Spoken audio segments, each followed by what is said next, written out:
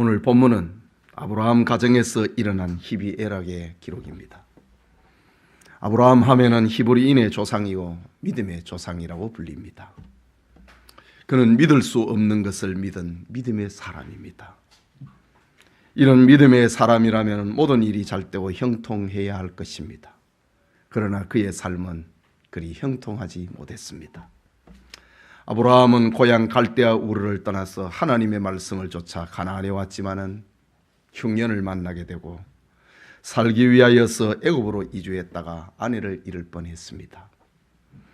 가나안에 다시 돌아와서는 조카 롯과의 영토 다툼에 시달려야 했고 좋은 땅은 롯에게 양보하고 말았습니다. 그런 롯이 전쟁에 포로로 끌려가자 아브라함은 목숨을 걸고 가나안 연합군과 싸워야 했습니다. 무슨 이유인지는 몰라도 아브라함은 또 가나안을 등지고 그랄 땅에 갔다가 또 아내를 잃어버릴 뻔했습니다. 이런 아브라함의 삶은 그 가운데서 가장 힘들게 한 것은 자식이 상속자가 없다는 것이었습니다. 물론 하나님은 아브라함에게 아들을 주겠다고 약속했습니다. 하늘을 우러러 무뼈를 셀 수 있나 보라. 또 그에게 이르시되 네 자손이 이와 같으리라. 하늘의 별처럼 네 자손을 많게 하겠다고 약속했습니다. 이때 아브라함은 하나님의 말씀을 믿었다고 합니다. 믿음이 무엇입니까? 믿음이라고 하는 것은 믿기 어려운 것, 믿을 수 없는 것을 믿는 걸 말합니다. 내가 다 이해할 수 있고 납득이 되는 것은 믿는 것이 아닙니다. 그것은 아는 것이고 이해하는 것입니다.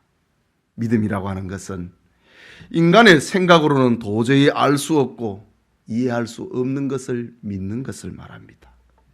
그래서 기적이라고 하는 것은 이해의 영역, 이해의 범위가 아니고 믿음의 영역입니다. 우리는 하나님을 이해하는 것이 아니라 믿는 사람들입니다. 아브라함은 하나님을 향해 이런 믿음을 가지고 있었습니다. 그런데 믿음을 삶에 적용을 시키는데 아브라함에게는 여러 문제를 발생을 합니다.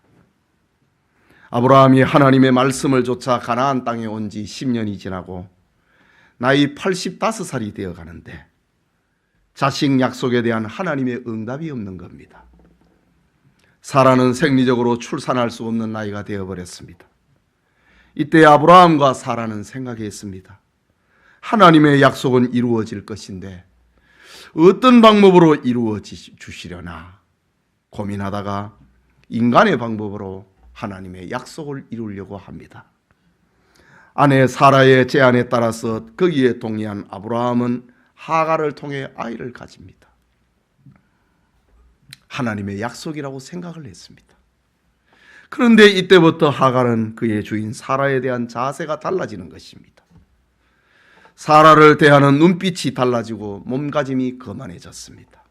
사라는 아차했습니다. 그러나 음이 엎들러진 물이 되어버리고 말았습니다. 단란하게 지내던 아브라함 가정의 평화가 깨져버렸습니다. 사랑 대신에 미움이 삭트기 시작했습니다. 싸움이 그칠 날이 없는 겁니다. 하나님을 떠난 개인이나 가정은 이렇게 불행할 수 없다는 것을 보여줍니다. 오늘은 아브라함과의 다시 일어난 소용돌이를 기록하고 있습니다. 이 시간 이삭과 이스마엘이라는 제목으로 창세기 강해 계속하고자 합니다. 말씀을 듣는 우리 모두에게 하나님의 은혜가 있기를 소원합니다. 먼저 이삭의 출생입니다. 아브라함과 사라는 아이를 낳을 수 없는 상황에서 아들을 낳았습니다. 이삭의 출생은 오직 하나님의 은혜였습니다. 이것은 약속의 자녀라는 것은 인간의 수고와 노력에 의해서가 아니고 하나님의 뜻대로 계획되고 출생된다는 사실을 알려주었습니다. 이렇게 출생한 이삭은 모든 사람에게 기쁨을 안겨다 주었습니다. 이삭을 보고 하나님께서 불가능을 가능하게 하셨다고 하는 은혜가 떠올랐기 때문에 이삭은 기쁨을 가져다 주는 아이였습니다. 8절을 봅니다. 아이가 자라매 젖을때고 이삭이 젖을때는 날에 아브라함이 큰 잔치를 베풀었더라 합니다. 당시 근동지방의 아이들은 오늘날의 아이들보다는 나이가 더 들 때까지 어머니의 젖을 먹였습니다. 당시에는 대부분 3살에서 4살경에 젖을 뗍니다. 사무엘을 낳은 한나도 이때에 젖을 떼고, 젖을 떼고 난 다음에 성전에 그 서원대로 바칩니다. 최소한 4살은 돼야 되는 거예요. 본문을 다시 보면은 아이가 자라매 젖을 떼고 이삭이 젖을 떼는 날에 아브라함이 큰 잔치를 베풀었더라고 합니다. 이삭이 아무 사고 없이 건강하게 잘 자랐다고 하는 말입니다. 이삭이 세상에 태어난 것도 기쁨이었지만은 건강하게 잘 자라는 것도 큰 기쁨을 가져다 주었다는 말입니다. 누가복음 2장 40절에 보면은 예수님이 자라나는 모습을 이렇게 기록합니다. 아기가 자라며 강하여지고 지혜가 충만하여 하나님의 은혜가 그 위에 있더라 라고 합니다. 이 말씀은 목사님들이 출산한 가정이나 돌예배를 드리며 아이를 축복할 때 자주 찾는 성경 구절입니다. 예수님이 자랄 때의 부모님과 이웃에게 준 기쁨을 4가지로 설명을 해주고 있습니다. 하나는 자라나는 복입니다. 자라나는 것은 좋은 일입니다. 자라지 아니하면 얼마나 근심이 되고 걱정이 되고 불안합니까? 예수님은 잘 자랐다고 합니다. 그리고 강하여지는 것입니다. 건강하고 씩씩하게 자랐다는 말입니다. 예수님은 유약한 어린아이가 아니고 힘이 센 강한 아이로 자랐다는 말입니다. 셋째는 지혜가 충만했다고 합니다. 예수님은 육체적 건강과 정신적 건강이 조화를 이루는 아이로 성장을 했다는 말입니다. 그리고 넷째는 하나님의 은혜가 그 위에 있는 아이로 자랐다고 합니다. 하나님의 은혜가 임하는 자녀보다 더 큰 복은 없는 것입니다. 우리는 아이를 키우는데 얼마나 한계가 있다고 하는 것을 알고 있습니다. 특히 복잡한 과학 문명과 문화 구조 속에서 부모의 한계는 더 경험하게 됩니다. 그러면 어찌해야 합니까? 부모는 아이를 하나님이 키우시도록 해야 합니다. 이 일을 위해서 부모는 하나님의 은혜가 아이 위에 임하도록 기도해야 하는 것입니다. 이런 자녀 교육이 우리의 가정에 있기를 소원합니다. 오늘 성경에 예수님이 자라신 것처럼 아브라함과의 이삭이 자랐다, 강하여졌다, 지혜가 충만했다, 하나님의 은혜가 그 위에 임하였다, 그런 의미입니다. 이런 이삭이 자라서 젖을 떼는 날, 아브라함은 큰 잔치를 열고 기뻐하고 감사했다고 합니다. 그런데 아브라함과의 모든 사람이 이삭을 인하여서 기뻐하고 있는 그 중에 기뻐하지 못하는 사람들도 있었습니다. 그는 애굽 출생 사라의 종이었던 하갈과 그의 아들 이스마엘이었습니다. 둘째로 생각하고자 하는 것은 이삭을 놀리는 이스마엘입니다. 본문 9절을 다시 함께 읽겠습니다. 사라가 본저 아브라함의 아들 애굽 여인 하갈의 아들이 이삭을 놀리는지라 라고 했습니다. 이스마엘은 아브라함의 나이 86살에 출생을 했으니 이삭이 젖을 뗄 때는 이스마엘은 17세에서 18세 아이가 됐을 것입니다. 이스마엘이 이삭을 놀렸다고 합니다. 형이 동생을 놀리는 일은 어느 가정에서나 볼 수 있는 일이지 않습니까? 그러나 오늘 성경에 이스마엘이 이삭을 놀리는 것은 달랐습니다. 알다시피 이스마엘은 사라의 몸종 하갈의 아들입니다. 당시 근동 문화에 의하면 본처가 아들을 낳지 못할 때에 여종에게서 난 아들이라도 상속자가 될 수 있습니다. 그러나 본처가 아들을 낳으면은 여종의 아들은 아무것도 상속받지 못한 채 집을 떠나야 하는 경우가 종종 있었습니다. 율법에도 여종이 주인에게서 낳은 아들의 최악의 상황은 종으로 팔리지 않고 자유인으로 나가는 것이었습니다. 하갈과 이스마엘은 이런 사실을 잘 알고 있었습니다. 그래서 이스마엘은 이삭을 더욱 미워한 것입니다. 그리고 이스마엘이 이삭을 놀렸다 라는 말로 번역된 히브리 말 차하크라는 말은 그 단순한 올림, 장난기 그게 아닙니다. 멸시, 비웃는 걸 말합니다. 그 정도가 아니고 핍박했다 라는 말도 차하크로 번역이 되어 있는 놀렸다 라는 말 속에 담겨 있습니다.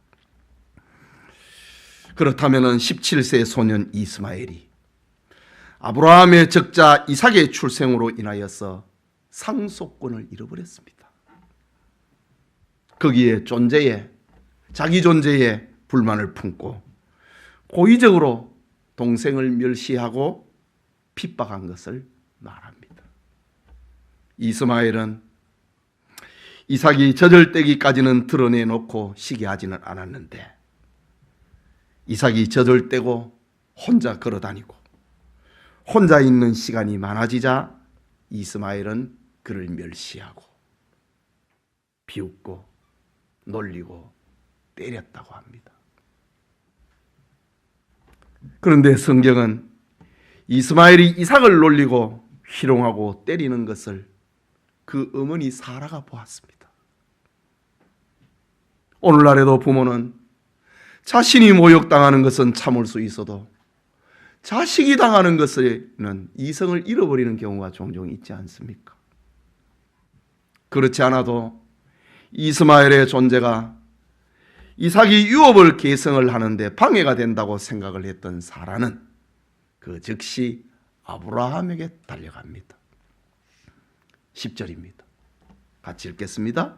그가 아브라함에게 이르되 이 여종과 그 아들을 내쫓으라. 이 종의 아들은 내 아들 이삭과 함께 기업을 얻지 못하리라 하므로 라고 합니다. 여러분, 우리는 사라를 그저 시기심이 많은 여자, 이스마엘의 행동에 대해서 지나치게 민감한 반응을 보이는 여자로 생각을 해서는 안 됩니다. 사라가 아브라함에게 이렇게 말을 한 것은 이기심에서 나온 잔소리가 아니었습니다. 약속의 자녀 이삭을 위한 기도라고 해도 과언이 아닙니다. 사라는 하나님의 말씀을 근거로 아브라함에게 말하는 것입니다. 그렇다면 사라가 기억한 하나님의 말씀, 하나님의 약속은 무엇인가? 아브라함이 이스마엘을 낳고 그를 상속자로 삼으려고 했을 때에 하나님이 말씀하셨습니다. 창세기 15장 4절에 여호와의 말씀이 그에게 임하여 이르시되 그 사람이 네 상속자가 아니라 네 몸에서 날 자가 내 상속자가 되리라. 이스마엘은 우리의 상속자가 아니라고 하나님이 말씀하셨다는 겁니다. 그리고 아브라함과 사라에게 아들을 주실 때에 주신 하나님의 말씀이 있습니다. 창세기 17장 16절에 내가 그에게 복을 주어 그가 내게 아들을 낳게 하여 주며 내가 그에게 복을 주어 그를 여러 민족의 어머니가 되게 하리니 민족의 여러 왕이 그에게서 나리라. 하나님이 내 아들 이삭을 주실 때 이 약속을 했다는 겁니다. 말하자면 이삭을 조롱하고 때리고 박해하는 이스마엘을 본 사라는 아브라함에게 딸려가서 하나님의 말씀을 근거로 이 여종과 그 아들을 내쫓으라. 이 종의 아들은 내 아들 이삭과 함께 기업을 얻지 못하리라 라고 말합니다.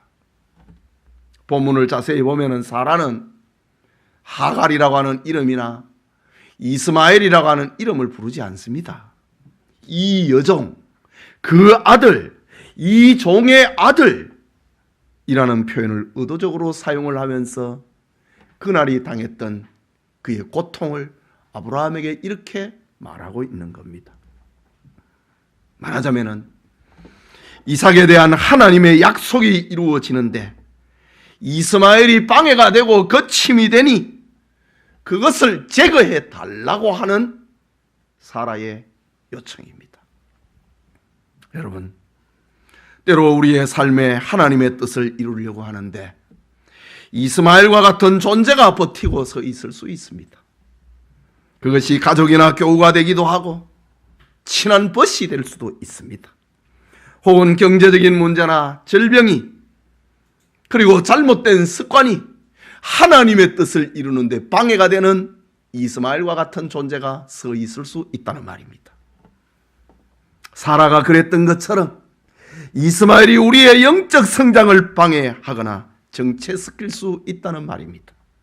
이때 우리는 하나님 앞에 기도해야 됩니다. 사라가 자신의 아들이 놀림당하고 있는 사실 앞에, 하나님의 약속을 이루는 내 아들이 놀림을 당하고 있는 사실 앞에 아브라함에게 찾아가 하나님의 약속을 근거로 이 문제를 해결해 달라라고 한 것입니다. 예수님께서도 말씀하셨습니다. 요한복음 15장 7절에 너희가 내 안에 거하고 내 말이 너희 안에 거하면 무엇이든지 원하는 대로 구하라. 그리하면 이루리라. 하나님의 약속을 붙들고 내 말이 너희 안에 거하면 무엇이든지 구하라. 내가 이루리라. 하나님은 자신의 약속을 이루시는 분이다. 그 말입니다. 지금 사라는 하나님의 약속을 근거로 해서 하나님의 이 약속이 내 아들 이삭을 통하여서 이루어지는데 이스마엘이 지금 방해가 된다, 놀린다 이거죠. 경멸을 하고 조롱을 하고 때린다 이거죠. 이래서는 안 되는 거 아닌가? 이 여자와 이 종의 아들을 내쫓으시오. 사라는 이런 요구를 합니다. 오늘 우리의 성경 역시 하나님의 말씀을 근거로 문제를 해결해 달라고 하나님 앞에 기도해야 된다는 말입니다. 하나님의 축복을 받는데 가로막고 있는 문제들이 있을 수밖에 없는 우리의 현실입니다. 이때 우리는 하나님의 말씀을 근거로 그것을 치워달라고 하는 것, 길을 열어달라고 하는 것, 하나님 앞에 기도하는 은혜가 우리에게 있기를 소원합니다. 그게 세 번째로 아브라함의 근심과 하나님의 길, 하나님의 처방입니다. 11절입니다. 같이 봅시다. 아브라함이 그의 아들로 말미암아 그 일이 매우 근심이 되었더니 라고 합니다. 여러분, 사라의 요구는 정당한 것이었습니다. 하나님의 약속을 붙들고 말씀을 붙들고 요구하고 있는 정당한 요구였습니다. 그러나 아브라함에게는 이 일은 단순하지가 않았습니다. 이스마엘도 내 아들이라고 하는 겁니다. 한때는 이 이스마엘이 내 상속자가 되게 해달라고 하나님 앞에 기도할 정도의 아들이었기 때문입니다. 하갈도 종이지만은 그의 첩이었습니다. 그들을 내쫓는다고 하는 것은 아브라함에게는 감당할 수 없는 고통이었습니다. 하나님의 말씀은 옳은데 현실은 너무 내가 감당하기 힘들다는 겁니다.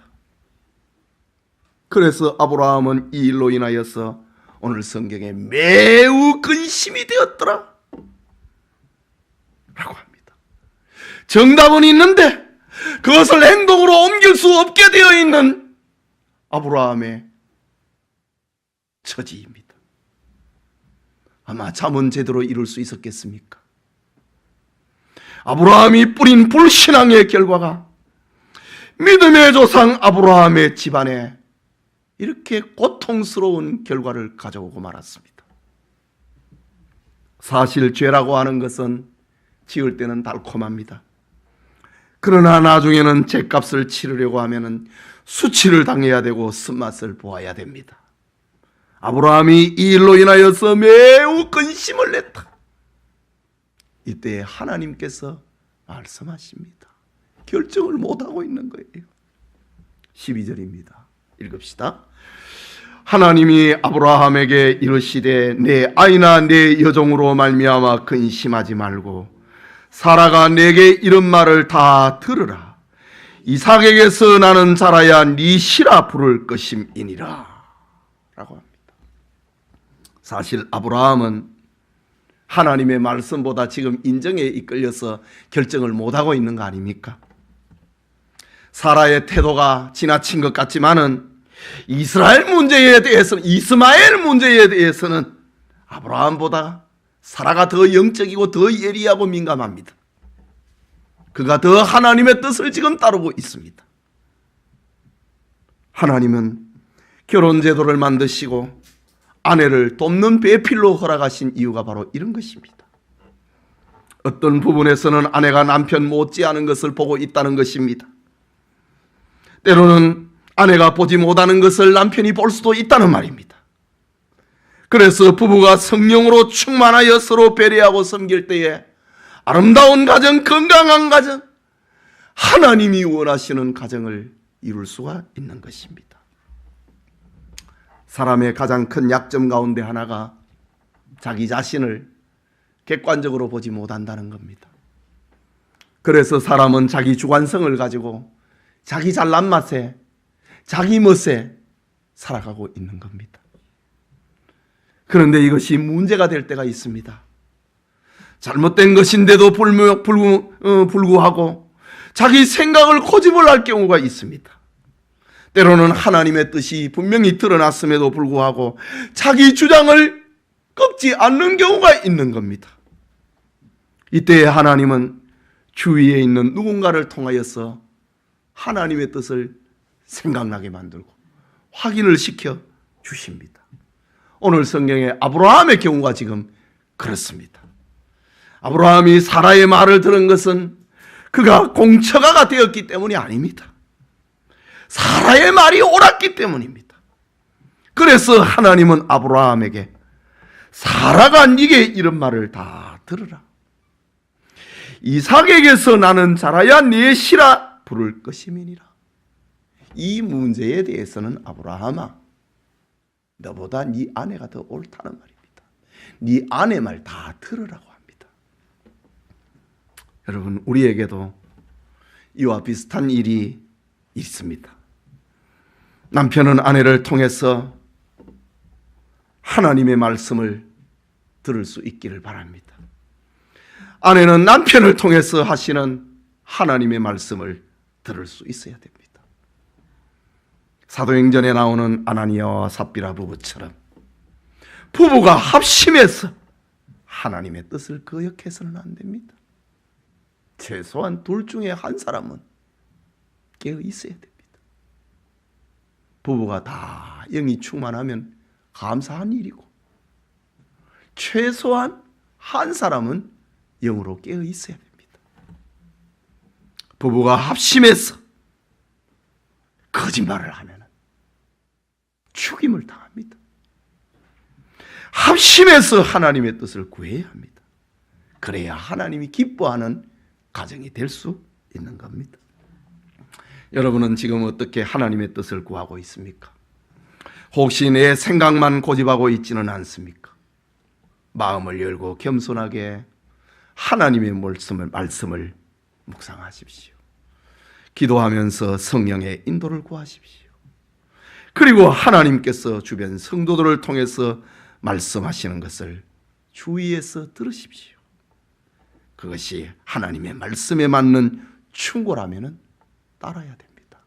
아브라함아, 내가 하기 싫으냐? 그래도 사람 말 들어야 된다.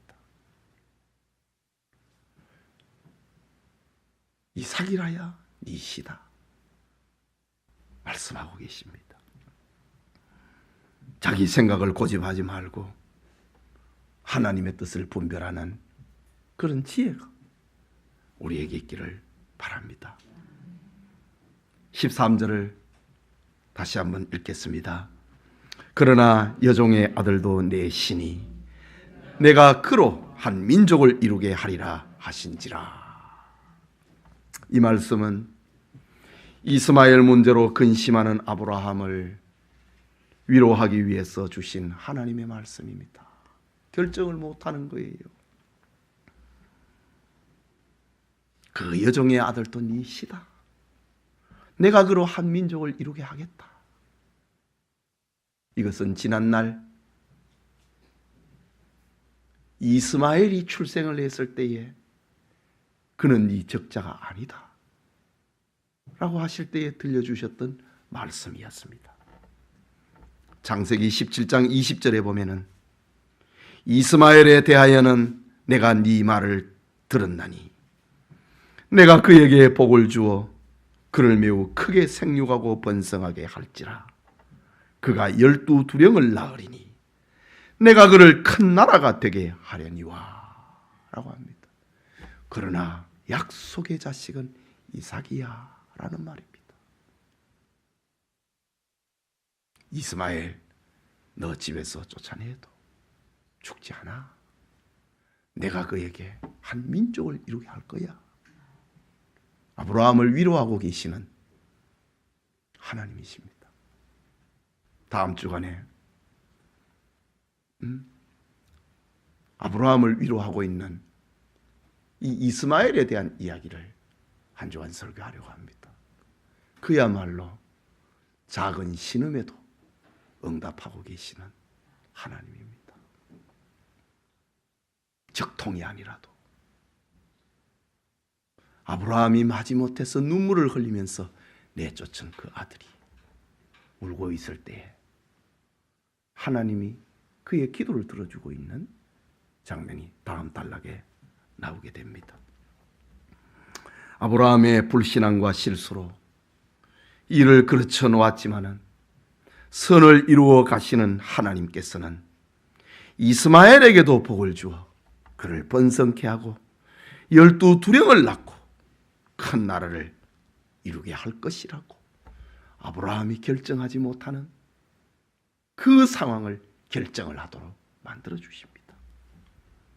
여러분, 성경에 나오는 반복된 약속이나 충고, 경고는 모두가 인간을 위한 하나님의 깊은 배려입니다. 하나님은 아브라함가에서 쫓겨나는 하갈과 이스마엘을 위해서 이렇게 배려하십니다.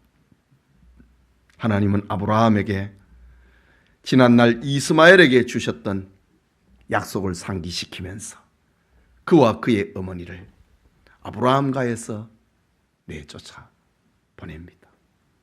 죄의 결과는 이렇게 가슴 아픈 삶을 가져오게 된다. 그것을 우리에게 교훈하고 있는 겁니다. 그러나 우리는 여기에서 오늘 설교를 끝낼 수는 없습니다. 구속사적인 교훈 하나를 더 생각해 보아야 됩니다. 본문의 사건은 아브라함과의 이야기로 끝나는 것이 아닙니다. 이것은 구속사적인 의미를 가지고 있습니다. 사도 바울은 이스마엘과 이삭의 이야기로 하나님의 구원을 설명합니다. 갈라디아서 4장 22절과 24절에 기록된 바 아브라함에게 두 아들이 있으니 하나는 여종에게서 하나는 자유와 있는 여자에게서 났다 하였으며 여종에게서는 육체를 따라 났고 자유 있는 여자에게서는 약속으로 말미암음니라. 이것은 비유니 이 여자들은 두 언약이라. 하나는 신의 산으로부터 종을 낳은 자니 곧 하갈이라. 이 하갈과 이스마엘을 성경은 율법에다가 비유하고 있습니다. 하나님의 독생자는 은혜입니다. 이스마엘이 은혜로 출생한 것처럼 예수님은 하나님의 은혜를 설명을 하는데 아브라함과의 이삭을 통해서 예수님을 이야기하고 있습니다. 아브라함이 육체를 따라서 하갈을 통해 이스마엘을 낳았듯이 신의 산으로부터 온 율법은 그 아래에 속한 자들을 다 종으로 만듭니다. 사실 율법은 지켜서 구원을 얻으라고 준 법이 아닙니다. 인간은 율법을 지킬 수 없다는 사실을 깨닫게 하려고 율법을 주신 겁니다. 인간이 율법을 지킬 수 없다고 하는 것을 깨닫고 오직 하나님의 은혜만을 소원하도록 만드는 것이 율법의 기록 목적입니다.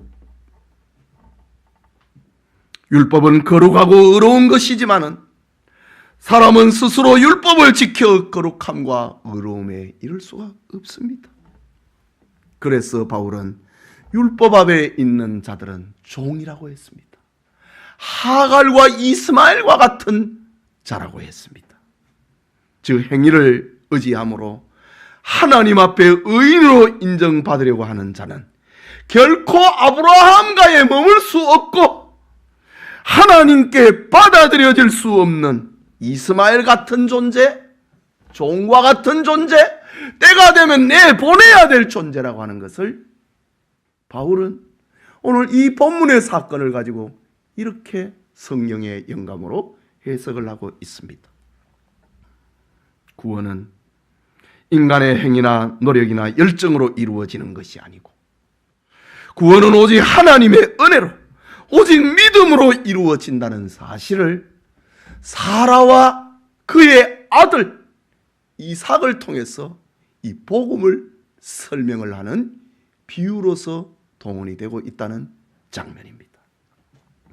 계속해서 바울은 이스마엘이 이삭을 학대한 사실을 또 구속사적으로 해석을 해줍니다. 이것은 단순히 이복 형이 동생을 희롱하고 박해한 사건이 아닙니다. 육체를 따라 난 자가 성령을 따라 난 자를 핍박하는 것으로 바울은 해석합니다. 갈라디아서 4장 28절과 29절에 형제들아 너희는 이삭과 같이 약속의 자녀라.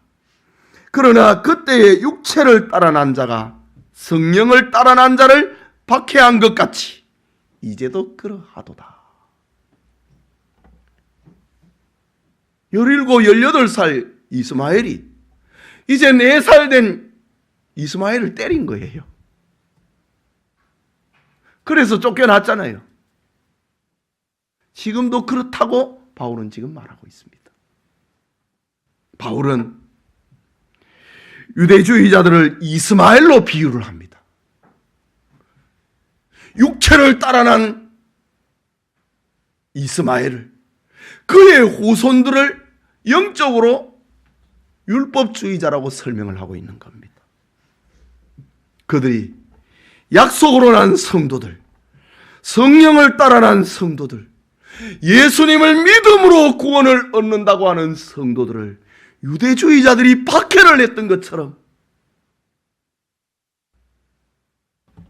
저 이스마엘이 이삭을 박해했던 것처럼 지금도 율법을 따르는 자들이 성령으로 따라 난 우리들을 박해하고 있다. 지금도 그러하다고 말하고 있습니다. 이스마엘이 이삭을 괴롭혔습니다. 하나님의 백성들은 젖을 어린아이의 모습으로 나타나고 이스마엘은, 이 세상은 장성한 소년의 모습으로 나타납니다. 성도는 이 땅에서 두들겨 맞는 아이의 모습으로 비유하는 것입니다. 이제도 그러하다라고 합니다. 그러나 이 모든 핍박에도 불구하고 바울은 갈라디아 성도들에게 기뻐하라고 합니다. 우리는 약속의 자녀이니라. 그 이유 때문에 맞아도 기뻐하라고 합니다. 우리가 어떻게 약속의 자녀입니까? 혈통적으로 따져볼 때 우리는 아브라함과 이삭의 후손이 아닙니다. 저 갈라디아 사람들이 그런 것이 아닌 것처럼, 혈통적 아브라함의 후손이 아닌 것처럼 우리도 아닙니다.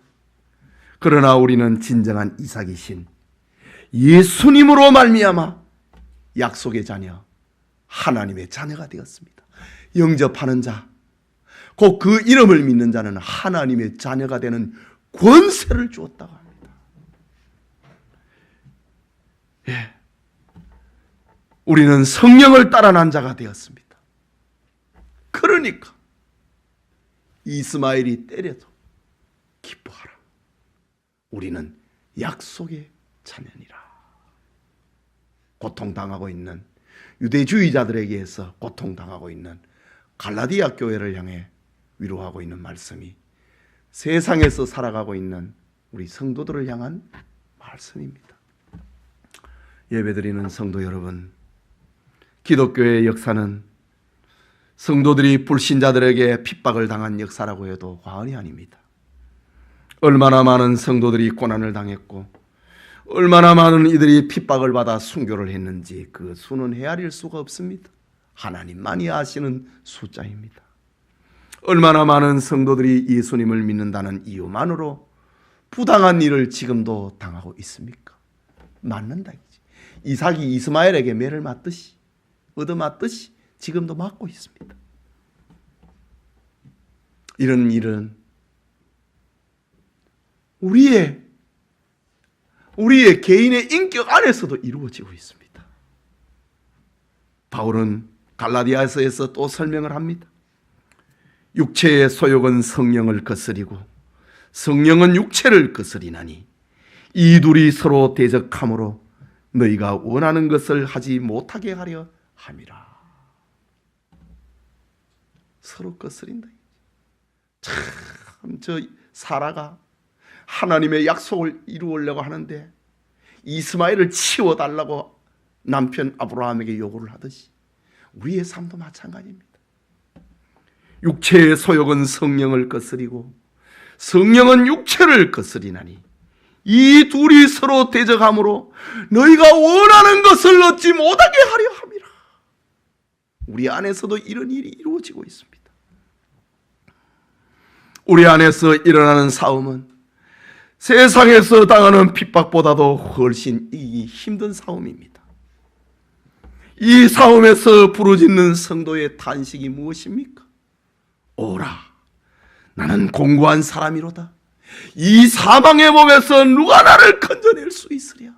하나님의 은혜가 아니면은 이 몸에서, 사망의 몸에서 벗어날 수 없다고 하는 부르짖음입니다.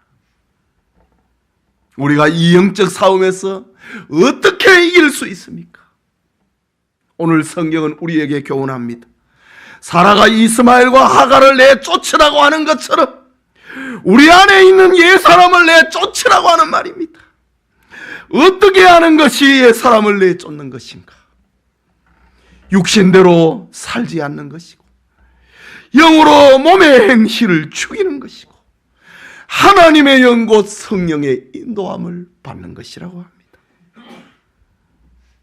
아직 버리지 못한 육신의 정욕은 무엇입니까? 아직 포기하지 못한 세상적인 죄악된 습관은 무엇입니까? 하나님의 뜻과 관계없이 고집하고 있는 내 생각과 내 주장은 무엇입니까? 그것을 가지고 있는 한 우리는 진정한 축복과 풍성한 은혜를 누릴 수가 없습니다. 그것은 우리로 하여금 하나님 나라의 복된 기업을 얻지 못하도록 하는 것입니다. 아브라함과 사라가 육신의 것을 내보내고 하나님의 약속을 붙들었던 것처럼 우리에게도 이런 은혜가 있기를 바랍니다. 하늘의 영광과 축복을 소망하면서 이스마엘을 내보냈다. 이게 얼마나 힘든 일이겠습니까? 자기 자식이에요. 첩이지만 자기 아내예요. 그러나 하나님의 약속에 방해가 된다. 내보내야 된다. 그럴 때에 아브라함가에는 참된 행복이 찾아오는 것입니다.